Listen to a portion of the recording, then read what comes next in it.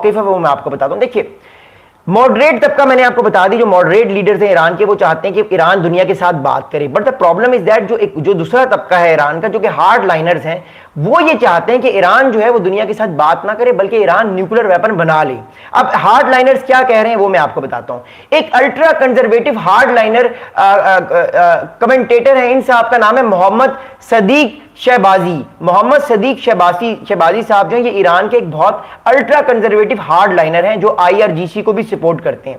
इन्होंने एक ट्वीट किया है, मैं क्योंकि ट्विटर यूज करता रहता हूं तो मैंने इनका ट्वीट पढ़ा, मैंने सोचा कि मैं आपके साथ शेयर करता हूं। इन साहब ने ट्वीट ये किया कि there are options beyond negotiations, international structures can be challenged, we must show that Europe and America are not our only paths। तो जो हार्ड लाइनर्स है वो ये कह रहे हैं कि ईरान के पास निगोशिएशंस के अलावा भी बहुत सारे ऑप्शंस हैं। ईरान जो है वो इंटरनेशनल स्ट्रक्चर, जो इस time American global led structure है, इसको चैलेंज जरूर करेगा।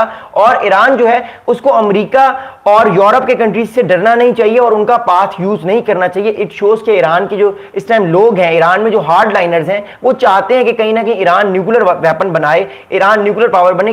बट क्या ये फिलहाल पॉसिबल है? I don't think so. Realities ये है कि ईरान फिलहाल अपना न्यूक्लियर प्रोग्राम नहीं बना सकता। अगली बात ये कि IAEA के जो चीफ है, इन साहब का नाम है मिस्टर ग्रोसी। IAEA के जो चीफ है, जो हेड ऑफ द IAEA हैं, ये साहब कह रहे हैं कि इफ इनका रिसेंटली इंटरव्यू लिया गया तो इन साहब ने कहा कि if it's not something that can go on for months on and, I certainly hope that we can conclude this process soon. We are trying to have another meeting perhaps within a few days now.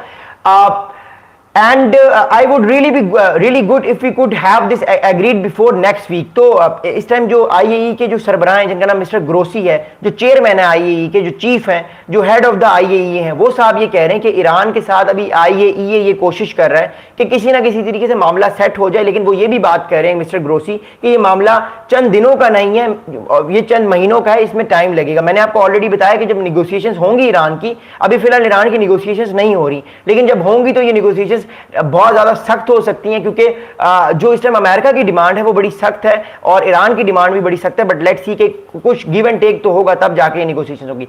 अब इस time मैं आप इन सारी चीजों की implications बता दूं कि अमेरिका चाह क्या रहा है, ईरान क्या चाह रहा है, सऊदी अरेबिया का रोल भी बड़ा इंपॉर्टेंट है कि सऊदी अरेबिया क्या चाहता है ईरान से, और फिर मैं आपके सवालात के जवाब दूंगा। देखिए, इंपॉर्टेंट बात यह है कि अमेरिका डिमांड कर रहा है कि ईरान शुड स्टॉप डेवलपिंग और testing missiles that can deliver nuclear warheads. तो अमेरिका ये कहता है कि ईरान जो है वो कोई ऐसा बैलिस्टिक मिसाइल टेस्ट ना करे या उसका तजर्बा ना करे जिसके अंदर न्यूक्लियर वॉरहेड रखा जा सकता है। आपको एक बात का पता होगा कि बहुत सारे मिसाइल्स जो होते हैं वो न्यूक्लियर वॉरहेड को नहीं लेकर जा सकते, उनके अंदर कैपेबिलिटी नहीं होती कि वो डिलीवर कर लें न्यूक्लियर वॉरहेड को।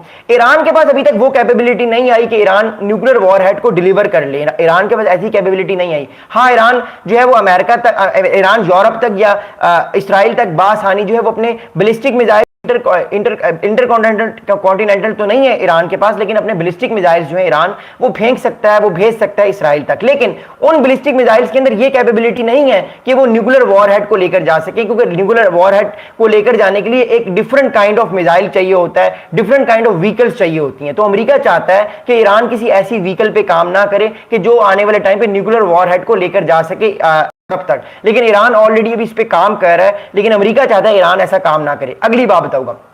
अगली बात यह है कि America is saying that Iran should limit the range and accuracy of its ballistic missile. America एक और डिमांड कर रहा है ईरान से कि ईरान जो है वो अपना जो ईरान का जो बैलिस्टिक मिसाइल सिस्टम है, उस सिस्टम की जो रेंज है, जो 2500 किलोमीटर तक ईरान हिट कर सकता है अपने टारगेट को, वो कम कर ले। गालिबन अमेरिका चाहता है कि वो रेंज को 2500 से कम करके 500 किलोमीटर तक ले आए, और ऑब्वियसली ईरान इस बात को भी नहीं मानना चाहता।